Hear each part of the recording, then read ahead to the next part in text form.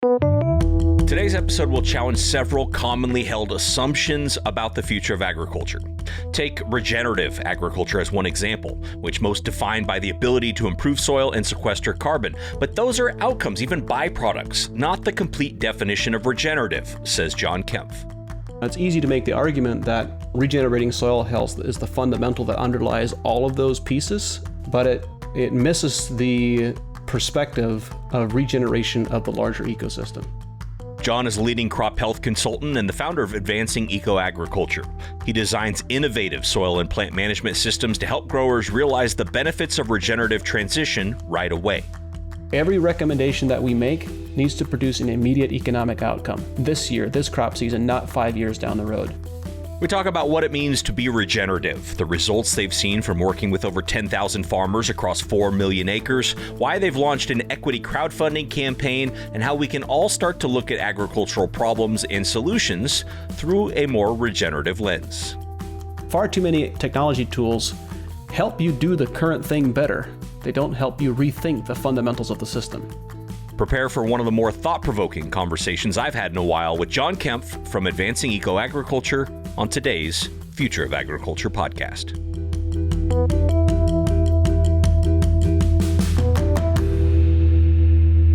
Hello, fellow ag nerd. Thank you so much for joining me for another episode of the Future of Agriculture. My name is Tim Hamrich, and every week you and I get to hear from the founders, farmers, innovators, and investors, the people shaping the future of the ag industry. Now, before we dive in, I want to thank our quarterly presenting sponsor, which is a company that tells you what you don't want to know. Every 3 seconds, FarmWave's Harvest Vision system is counting your harvest losses off the header and from the combine and reporting them to you in the cab in real time. Make changes on the fly and watch your loss counts drop without having to stop or do manual harvest loss counts again. Models are currently available in corn and soybeans with several other crops in development for release soon. But don't take my word for it. Listen to an actual FarmWave customer. The system came to me about a week after we had started doing soybeans. I had about 300 acres already through the machine at this point, our combine. And we got into that field and started going, and the system started showing you got loss out the back. The fan was set maybe just a little bit too fast. We went from non-irrigated beans to irrigated beans, so the yield was a little higher. I changed 1 millimeter on the sieve and slowed the fan down 50 RPMs. That immediately changed about 4 bushel back into the tank. And that small little change, it changed everything. I don't know how long I would have run in that field had I not had that and gone, I need to make a change. Join the ranks of farmers deploying Harvest Vision in their fields to ensure no bushel gets left behind. Put AI to work on your farm. Just visit farmwave.io to chat with one of their experts or locate a dealer near you. Thank you so much to FarmWave for supporting farm innovation and the Future of Agriculture podcast. All right, now back to today's episode with John Kempf. I've followed John's work for quite a long time as a listener to his podcast, which is called the Regenerative Agriculture Podcast. His episodes go really deep into the nuances associated with bringing a more biological approach to farming and a more regenerative food system overall. It's really impossible, in my opinion, to listen to one of his episodes without learning something or expanding your thinking in some way. I highly recommend that one to all of you ag nerds out there who also listen to this show. I knew already that he had a successful company at Advancing Eco-Agriculture that offered services and products to commercial scale regenerative farms, and I knew it had been around a long time, so I was intrigued when I heard earlier this month that they were launching an equity crowdfunding campaign on an online platform called WeFunder, and that prompted me to reach out to John to see if he'd join me on the show to talk about some of these issues and share about this fundraise that they're doing, because I was certainly interested in it. Personally, I thought some of you might also be interested in it as well. And I'm sure glad he did, because I got to ask a lot of the questions that have popped into my mind over the years of listening to his podcast. In some cases, really fundamental things like how we define regenerative agriculture, because it can be a bit elusive. What regenerative transition looks like on commercial farms at scale, how he thinks about research in complex biological systems, why they're doing this crowdfunding campaign, who belongs on the Mount Rushmore of regenerative pioneers. That was a fun one, and so so much more. I can almost guarantee you that something in here is likely to challenge your own paradigm on food and agriculture. I know that some of it definitely did for me, and I think that's good. I think we should all be stretched and challenged and forced to check our own assumptions from time to time. We do start off a little bit more philosophical, but then I promise we get into several specific examples, followed by the details of his company, their solutions, and how their model is helping to drive this regenerative vision forward. A quick bio on John before we dive in. John Kempf is the founder of Advancing Eco Agriculture, a plant nutrition and biostimulants consulting company. A top expert in the field of biological and regenerative farming, John founded AEA in 2006 to help fellow farmers by providing the education tools and strategies that will have a global effect on the food supply and those who are growing that supply. Through intense study and knowledge gleaned from many industry leaders, John is building a comprehensive systems-based approach to plant nutrition. John comes from an Amish farm in Northeast Ohio, which is where he first, in his early experiences, started thinking about some of these biological solutions that might work on his own farm. I'll drop you into the conversation here where I asked John to share how he goes about defining this term regenerative agriculture and why he's skeptical about attaching certifications or verification processes to that term. Enjoy this conversation with John Kempf. My personal vision and mission is to have regenerative agriculture become mainstream globally, to have significant adoption. 80% adoption by 2040 is the goal that I've stated for myself. And one of the challenges that emerged from the use of organic certification is that it immediately created an in-group and an out-group. And it immediately created an us versus them dynamic. And there were other scenarios and other stuff going on involved in that as well. But having an us versus them dynamic is not healthy and not useful, particularly not if we want to gain significant adoption on a wide scale. So there are arguably some possible advantages to having it be a bit more amorphous and being a bit more adaptable and fluid.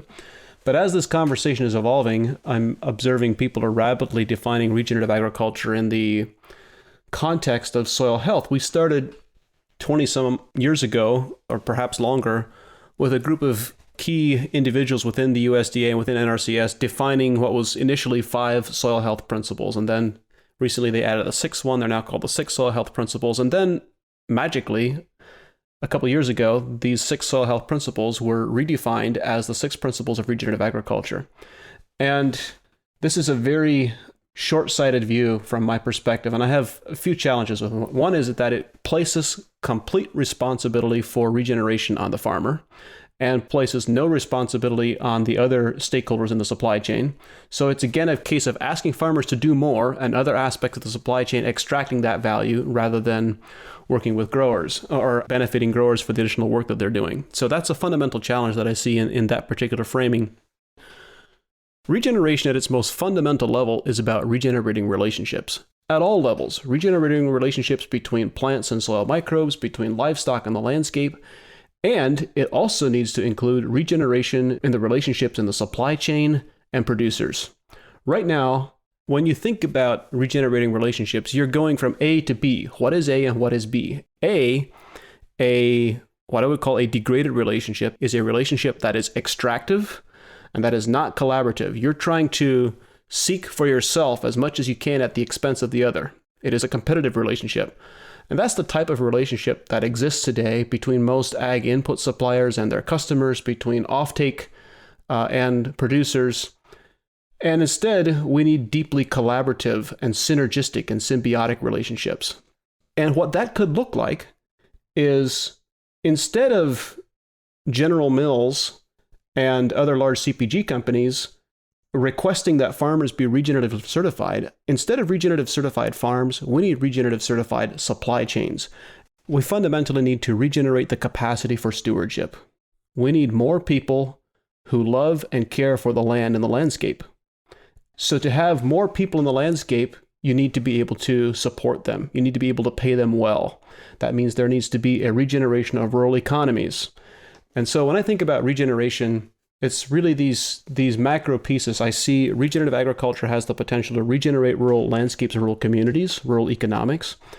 regenerating ecosystems, regenerating public health, and as a part of that, regenerating soil. Now, it's easy to make the argument that regenerating soil health is the fundamental that underlies all of those pieces, and that's true, and that's why it's so seductive, but it misses the perspective of regeneration of the larger ecosystem. And it sounds like what you're talking about there is really shared value. I mean, in order to bring more stewards back to the land and to make it more profitable, those, further downstream in the supply chain maybe need to share a little bit more value, upstream to the farmers to incentivize that behavior. Is that right? That's exactly right. It needs to be a symbiotic instead of an extractive relationship. And there are a few examples of these types of relationships that I've observed. Perhaps the pinnacle example that really inspired me was as a group of farmers in the Netherlands, vegetable farmers who have this relationship with a packing and distribution organization called Bakker and a grocery supply chain that is called Albert Heijn. I need to do a case study and publish or get the information published on what they are doing. But the short version is that Albert Heijn and Bakker and the farmers have a very unique and beautiful relationship. Not a single one of those organizations has salespeople, and not a single one has buyers. They have complete price and margin transparency. Every organization sees the books for every other organization in that supply web, and the farmers, the growers, actually set the retail store prices and the sales and the discounts.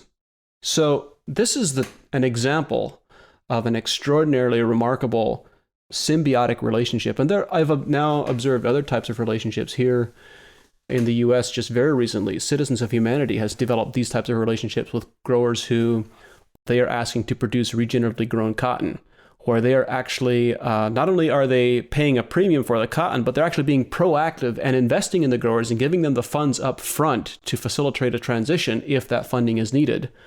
So they have really gone above and beyond in developing these types of symbiotic relationships. It's those types of relationships that need to come out of the supply chain. Yeah, we did an episode on the California Climate Cotton Coalition. There's a lot of C's in there, but anyway, Ken and Michael, who I know has also been on your show, was on here talking about that, and it's certainly an interesting concept. And one thing that I wonder is, like, how do you make sure that in that situation you don't just take the extraction from the farmer and instead put it on the consumer, who may or may not have the ability to afford healthy food, healthy food at a larger premium than it is today? How do you make sure that ends up really being kind of a shared fair system? Well, there's an interesting example in France. While it now includes 18 countries in Europe, there's an organization called Bleu Blanc Cour. I interviewed Pierre Veil, the founder of the organization, on my podcast. It was a fascinating conversation. The short version is they have conducted extensive medical review testing in human subjects, evaluating the benefits, the human health benefits of high omega-3 content animal products. So they've specifically been measuring milk, meat, beef, pork, and eggs, if I recall correctly. And they were able to demonstrate dramatically improved health response in people. And through a coalition of governments and public intervention, they were able to facilitate an arrangement. Right now, they work with growers to be certified. Their growers are certified under the Bleu Blanc Cour label, and they are outcome verified. Every batch is measured and tested. And the growers receive a premium for the product that they're producing that is higher quality and has these known health benefits. And the price on the grocery store shelf is the same. It's identical, even though the farmer's receiving a premium, because they were able to show and to bring such collective social pressure to bear that the social pressure alone was able to get the retailers and the supply chains to say, we're willing to do our part to bring this to the market. And so we're willing to give up the 1% or 2% premium that the producers were getting, that they would have attached, and pass that all the way through to the producers. So the producers are getting a premium. The retail supply chain is not participating in that premium. You see, this is why I love listening to you and talking to you, because I'm already starting to question the inherent assumption that was going to be in my next question, which is like, what's a farmer supposed to do with all this? And I think your first response is, yeah, that's kind of the problem, is like, we're putting it all on the farmer to do something about this. Exactly. So I really appreciate the perspective. I mean, it's sinking in. So it sounds like what we really need is very, very intentional, facilitated conversations throughout the supply chain to work together to attack these problems. And, it obviously starts with shared value, but what should those incentives look like back to the farm as far as, kind of farm transformation?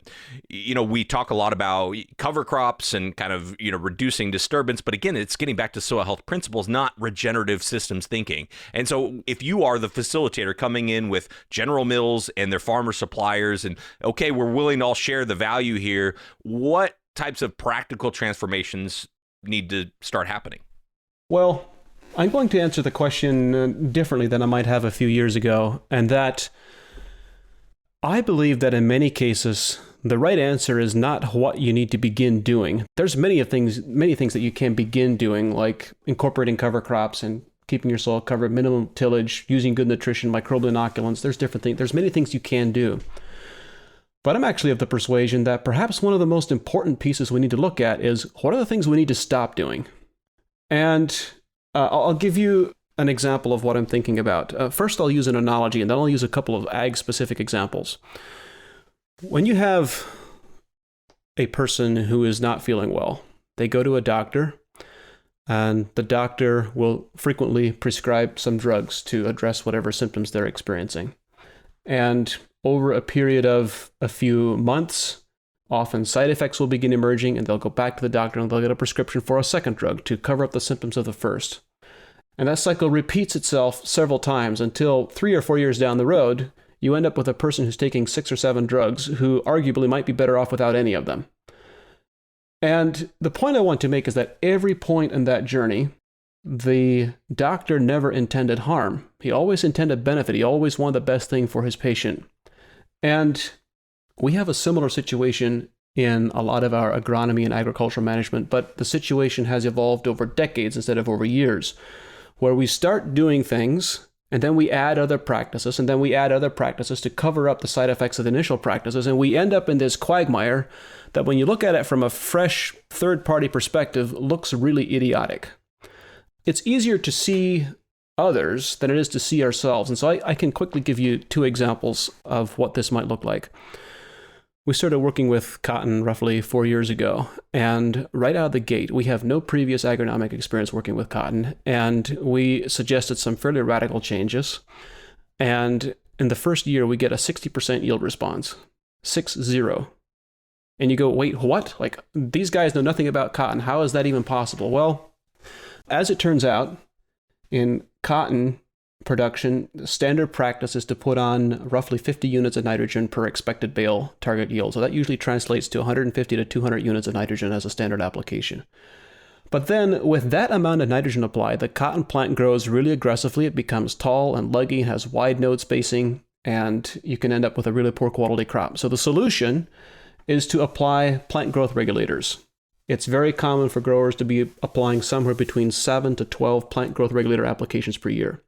Now, the interesting thing about a PGR application is that a PGR application will completely shut down photosynthesis in that plant for a period of about 3 days.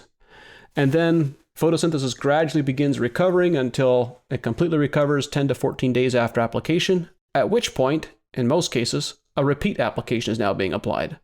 So you've dramatically suppressed the photosynthesis of that plant. And we look at that from a fresh perspective and you say, wait, what? You're driving with 1 foot on the accelerator and the 2nd foot on the brake. How much sense does this make? So our recommendation when we started working with growers, many of them initially that we started working with were irrigated. And so being irrigated, they have the capacity to add nitrogen through the growing season as needed. And so we said, okay, we're going to change the game. We're only going to add nitrogen when the crop needs it. And we're going to measure every 2 weeks of the growing season so we know exactly what's going on. And as a result of that, one change, we reduced nitrogen applications from 150 to 50 pounds. There were 0 PGRs applied, not a single application, no fungicides, no insecticides. We reduced potassium applications by 60%, and we got a 60% yield increase. Not as a result of doing more things, but as a result of doing fewer of the wrong things. And I want to be conscious of time. I have other examples. Apple production in Washington. There's this common phenomenon of fruit drop, where as many as 40 to 50% of the fruit will drop off the tree the last 4 weeks before harvest, or even the last 2 to 3 weeks before harvest. This was also a deliberately created situation. Roughly, let's say 30 some years ago, 30, 40 years ago, there was a problem with fruit coloring. And the root cause of the problem that the fruit didn't color well and didn't stay red or didn't turn red was because the soils were no longer able to supply enough cobalt and manganese, which are fundamental for producing good coloring. So the proposed solution, was to put on a foliar spray of abscisic acid about 8 weeks before harvest, 6 to 8 weeks in advance. And abscisic acid promotes very good fruit coloring. Abscisic acid originally got its name being associated with abscission because it was thought to cause, and it does cause, fruit drop and fruit stem release from the tree. So another effect that increases abscisic acid in a plant is drought stress. Whenever you have drought stress, it'll increase the abscisic acid in a plant by an order of magnitude, 10 to 20x or more. So this practice was first started roughly 30 years ago. Then flash forward another 10 to 15 years, and now a second problem emerges that we have newer genetics, newer varieties that have large cells inside the fruit. And these fruit don't store well. They don't hold well in storage. And the cause of this as a problem, or the root cause of the problem, is that we need a lot of calcium and copper to form strong and flexible cell membranes.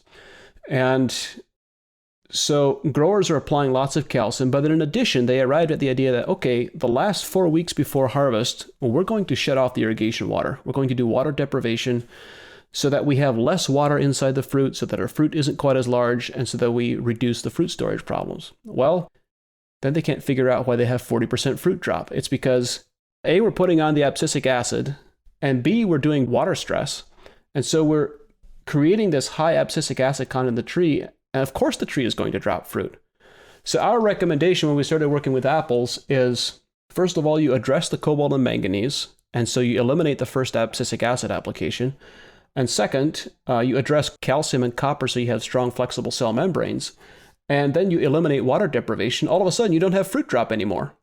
So I'm using these as examples. I deliberately did not use corn or soybeans or wheat as examples because it's easier for us to see other people than it is to see ourselves. But the reality is that this scenario of doing the wrong things or at the wrong time is almost universal in a lot of our crop management approaches, where we're doing the wrong things and we're creating a lot of our own problems. And this gets back to a mindset shift that I have benefited from you, which is regeneration is maybe, if we're going to create a focal point, it's not going to be soil health, it's not going to be carbon sequestration for sure, but maybe it's going to be plant health, and that creating healthy plants creates healthy soils and starts to regenerate systems. And those seem like two good examples. How do we start to see our own blind spots, though? Because obviously those farmers, and like you said, this happens everywhere, everyone's doing it because they think they need to do it. They think it's the right thing to do, it's necessary. How do we start to see our own blind spots in this way? Oh boy.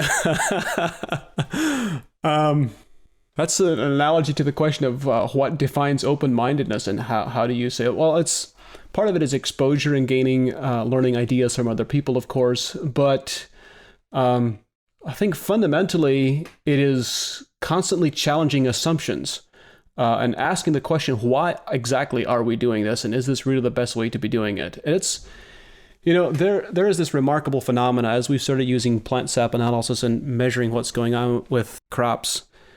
In many cases, the greatest yield responses that we have gotten have not come from applying more fertilizers or applying different types of trace minerals and so forth, but instead they've come from removing things, removing potassium applications at the wrong time, removing nitrogen applications at the wrong time. So the most successful growers that I have observed, I've had the privilege of working with thousands of them at this point. The most successful growers do not delegate responsibility for their agronomic decisions to advisors.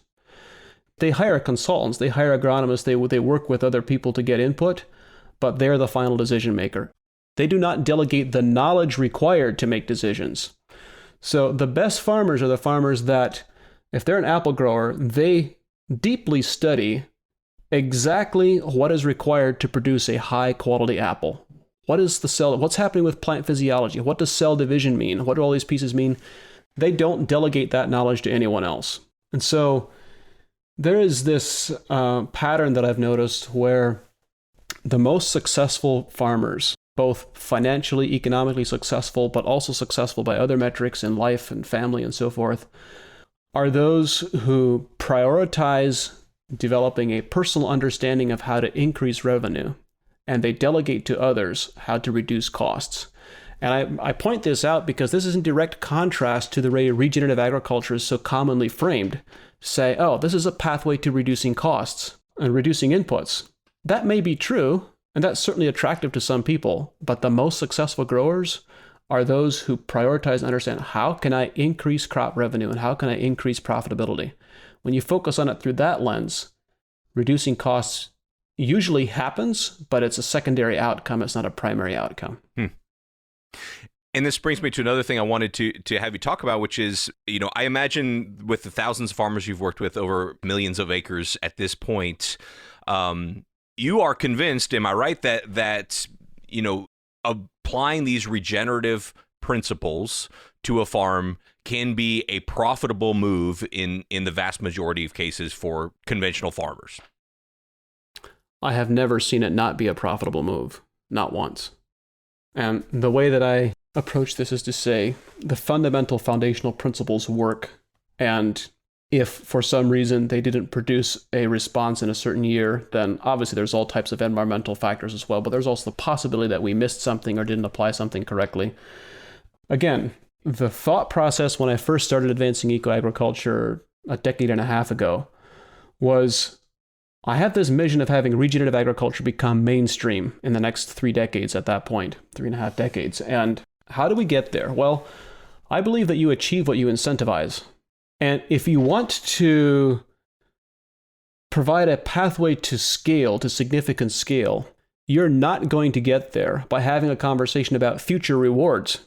Many farmers are not in the financial and economic position to say, we're going to make investments this year and next year and the year after that in improving soil health and cover crops and so forth, with the hope of seeing a future reward 5 years down the road. That doesn't work economically for most operations. So in our work, when we started doing our agronomy work, I really prioritized and spent a lot of time studying where are the applications, where are the trigger points where we can put on very targeted applications or targeted management that produces an immediate economic outcome in the first year. I obsess over the idea that every recommendation that we make needs to produce an immediate economic outcome this year, this crop season, not 5 years down the road. I have a couple of presentations on YouTube where I go into some detail on what we've discovered, but the bottom line is there are 2 areas that are significant wins consistently. The first, the single greatest ROI application consistently is a well-designed seed treatment. Seed treatments are inexpensive, they're low cost per acre, and they deliver over and over and over again. When they're well designed, they're very consistent. If they're not well designed, then they're highly variable. And the second category comes as a surprise to many people, and that is foliar applications. Well-designed foliar applications also have a consistent ROI. Then side dress, planters applications, all these other types of stuff, those fall down into different categories depending on your specific local context. But when you look at regeneration or facilitating a transition through an economic lens, you make different decisions than those that are often promoted. Cover crops are important for regenerating soil health, but they may not be the most important thing this year, particularly not if I'm under financial duress.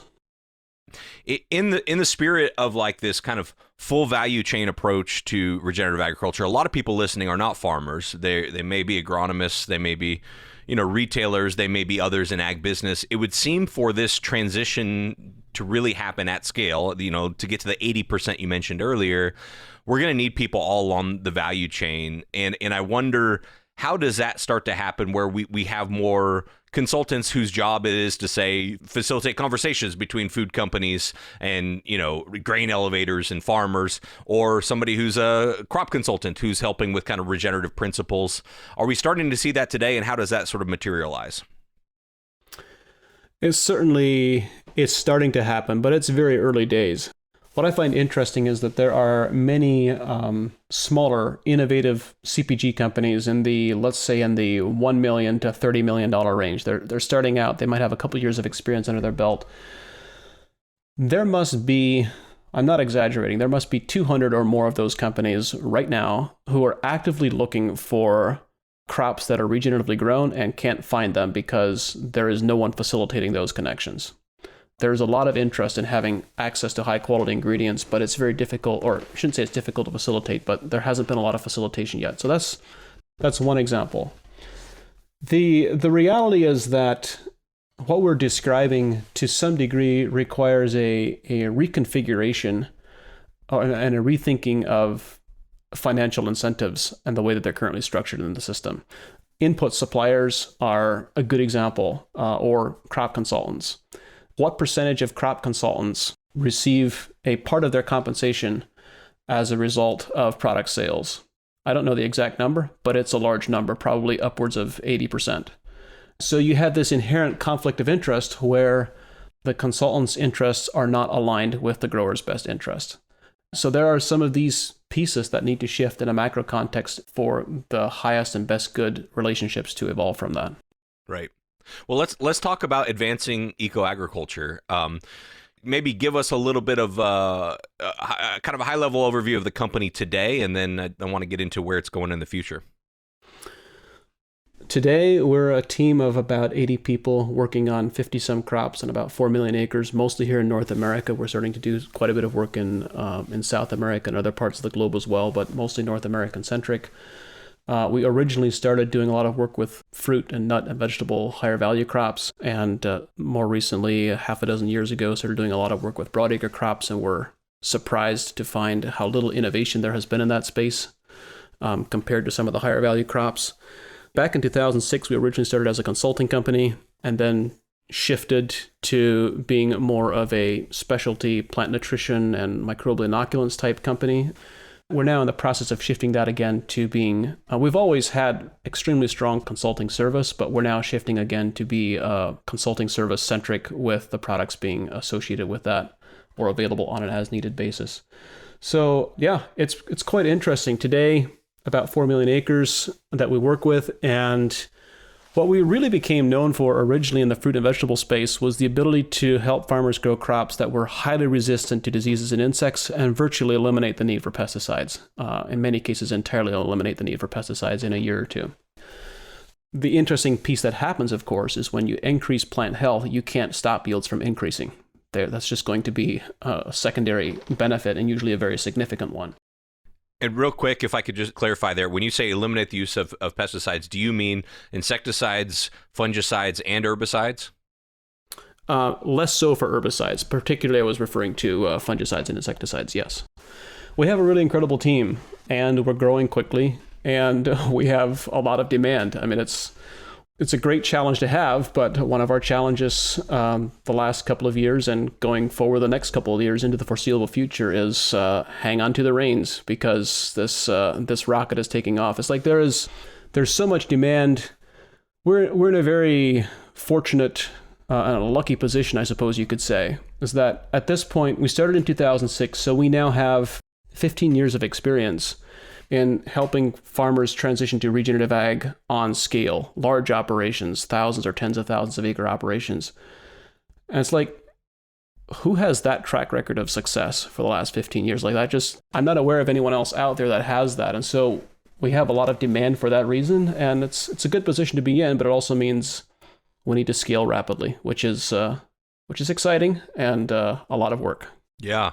And I know in order to scale rapidly, you're currently doing a fundraise through the WeFunder campaign. So that allows anybody who wants to become an investor in advancing EcoAg to do so through that platform.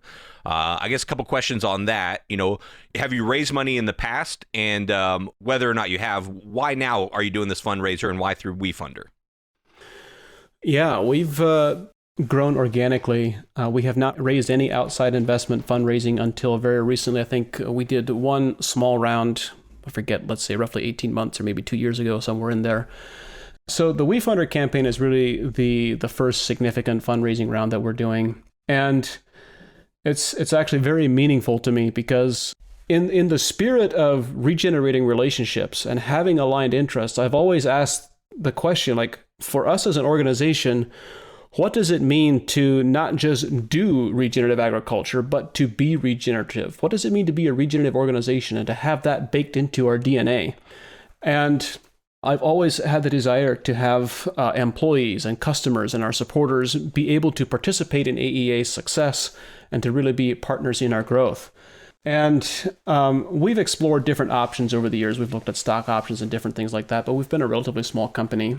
And this crowdfunding campaign is an administratively easy way for us to accomplish that, and for our growers to be able to participate in our success, and for our employees as well.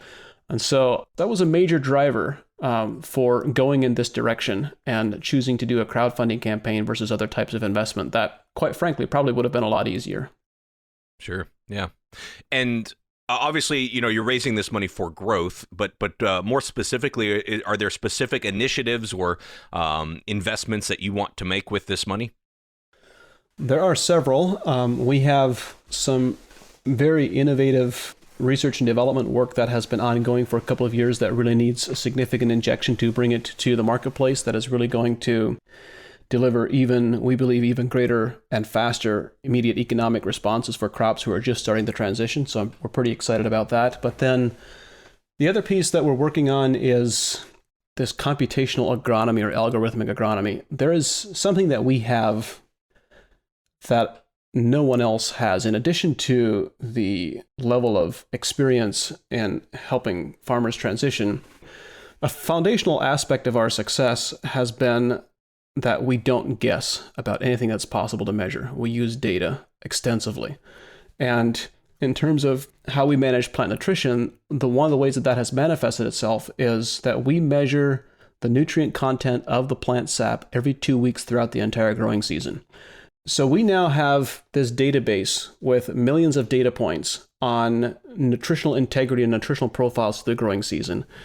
And we can partner that with microbiome data and with all the other types of data that we've collected, irrigation, water data, and soil analysis, et cetera, et cetera. And all of a sudden, we now have the ability to very accurately predict disease and insect susceptibility into the future based on a plant's nutritional profile, which means you also know the solution. You know that a crop is susceptible to a specific disease or specific insect because X, Y, or Z nutrients is imbalanced. That means you can correct that imbalance. And it changes the conversation. All of a sudden, the solution to a potential pest problem is not a pesticide solution, it's a nutritional solution. So we have some fairly well-developed software technology that we have been using in-house as this predictive engine. This is a personal baby of mine because I first formulated the possibility of doing this type of predictive work back in 2014. And to now be at the point where we have both the technology and the database to be able to do that is really exciting. So I'm looking forward to the day when a grower will be able to get an alert that will tell him, hey, you need to begin scouting your fields for the emergence of this insect that is expected to arrive in the next 3 to 4 days. And of your 11 fields, 2 of them have a high susceptibility rating because of these reasons. They don't have enough magnesium, or they don't have enough molybdenum, or whatever the case might be.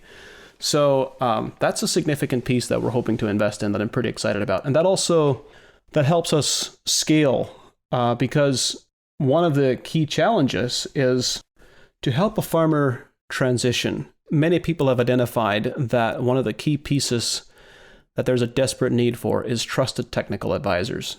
People who have the depth and the breadth of knowledge to be confident in facilitating a transition, that people who have already walked the path before.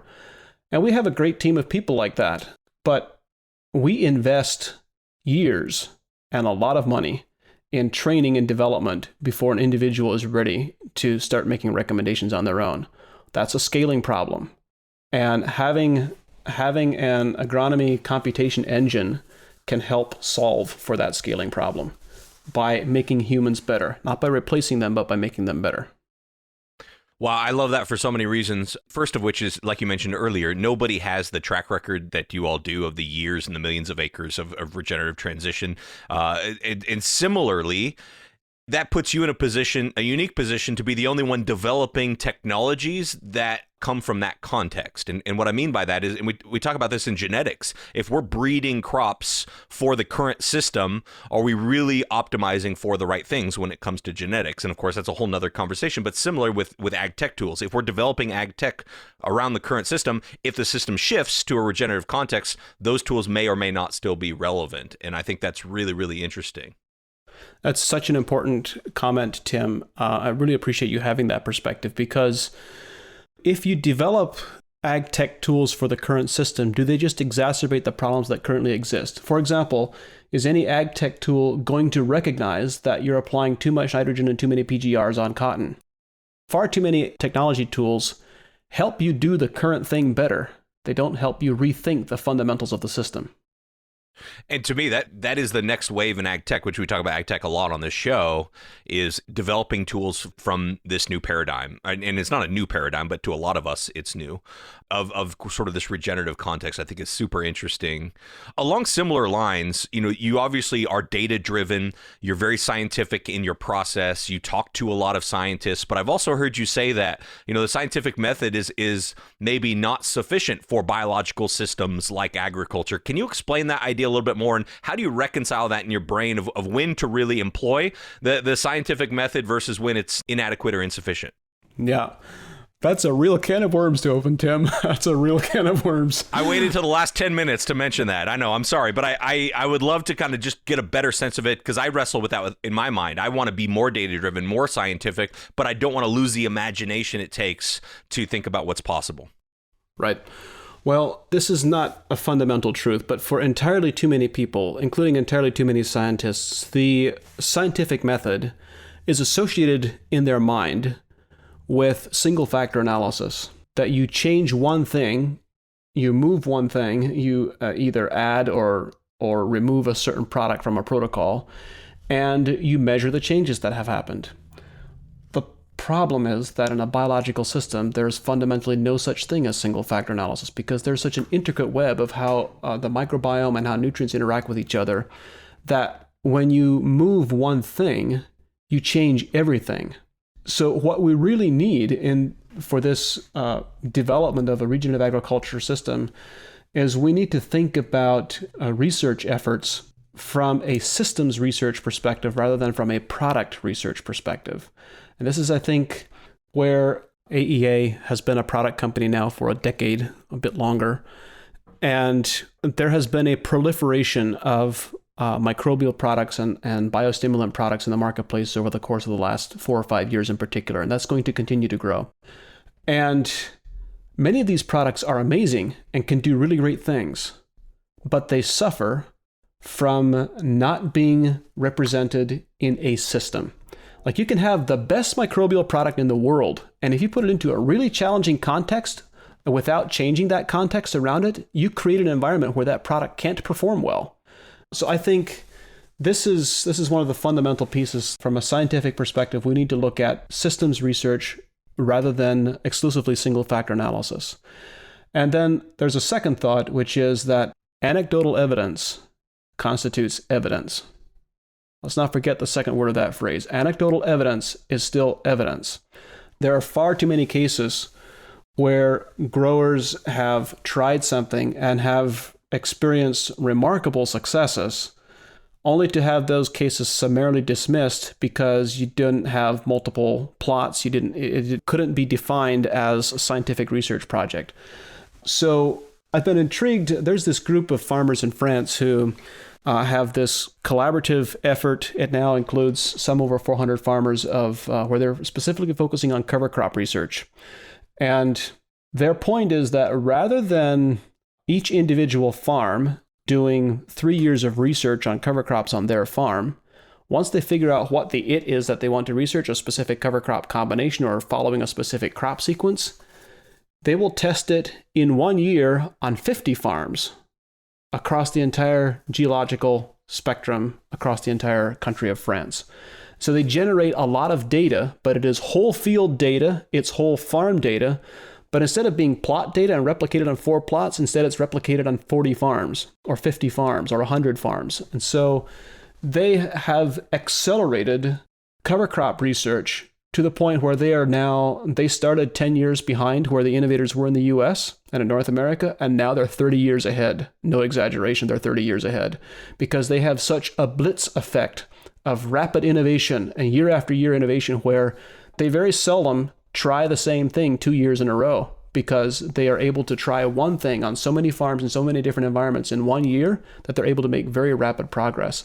And so it's that type of thinking that we need to think differently about what defines scientific research in order to move more rapidly. Thank you for that. I mean, I wanted to get to that because I think it's super fascinating and interesting. I love the example there in France. Well, I've been doing some episodes lately on the history of agriculture, and so I wanted to ask you if you could offer some suggestions of people from history that have been, sort of the pioneers, I guess I should say, pioneers of what we know today as regenerative agriculture. Could you give me some recommendations if you were to kind of build your Mount Rushmore of regen ag, who would for sure be on there? Other than yourself, of course.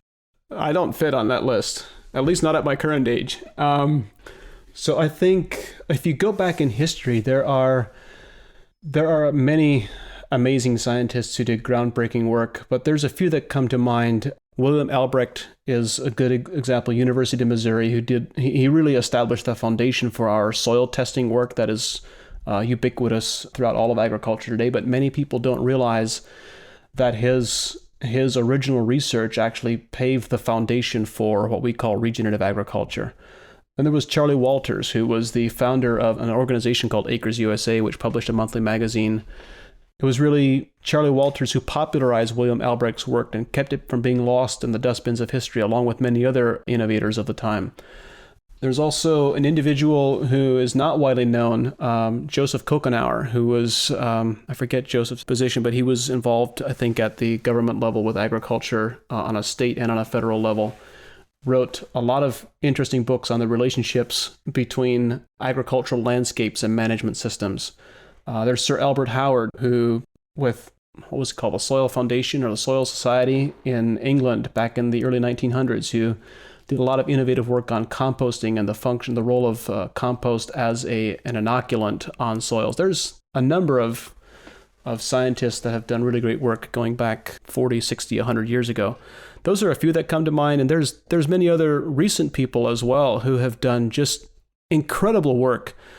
There are 3 scientists alive today whose work is going to revolutionize the agronomy of tomorrow. They will be the Mount Rushmore of tomorrow. Those 3 are Olivier Husson from France, Dr. James White from Rutgers University, and Dr. Gerald Pollack from Washington State University, or maybe it's Washington University, I forget which of those 2. And the combination of those 3 individuals' work creates the foundation to completely remove agronomy out of the chemistry domain and move it almost exclusively into the biology domain. And that is remarkable. Man, what a great place to end today's conversation. Of course, I have several other cans of worms I'd love to bust open with you, but maybe we can get some more of your time at a later date. I'm sure you're very busy right now with the WeFunder campaign going on, but how long is that going on? How long do people have to contribute? I personally would like to contribute, and I know other listeners will want to as well. When is that going to close, or is it a matter of when you reach your goal? It's a matter of when we reach our goal, but I would suggest you don't hesitate too much. Things have slowed down a little bit after the first couple of days, but the first 48 hours, we hit 1.2 million right out of the gate, and which is pretty remarkable. So I would suggest time is probably not on your side. Okay, we'll double check it on WeFunder, but highly encourage you if you're interested in this work. John, obviously, you guys are at the forefront of everything that's happening right now with regenerative agriculture, and I really, really do appreciate you being on the show. It's exciting. There's lots of fun stuff happening. Thanks for having me on, Tim. And if anyone wants to learn more, you can always find me on my website at johnkempf.com and a whole bunch of places online. Okay, we will put some of those places that you could find John online in the show notes to today's episode, as well as the AEA website and the link for the WeFunder campaign. To be transparent with you, I did end up investing a little bit myself. As a disclaimer, though, I will remind you that I'm not a professional investor or advisor, and this is not financial advice in any way. Investing is risky, and always do your own due diligence and consult with professionals before making any financial decisions yourself. But with that disclaimer said, it's a great chance for me to to kind of put my money where my mouth is on this stuff and to be a part of the growth of regenerative agriculture and the work John and his team over at Advancing Eco Ag are doing.